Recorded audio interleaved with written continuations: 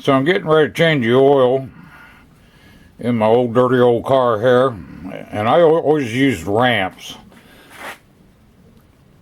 It gives me plenty of room and whatnot. Now the trouble I've always had was when I go to get up on them, I can't see where the dip is. You just have to go by feel and everything, and I was always afraid I was going to overshoot it.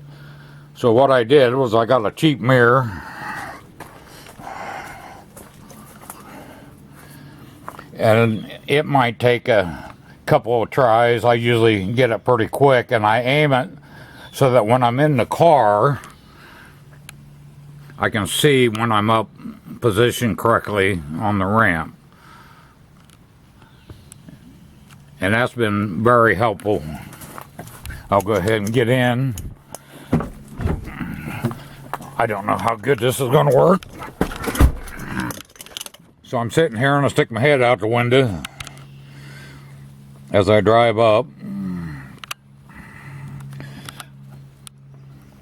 And as you can see the mirror there, and I can see exactly where I'm at. Of course, I have both of them positioned evenly. I do that first thing so that when I do drive up, I know they're going to be even.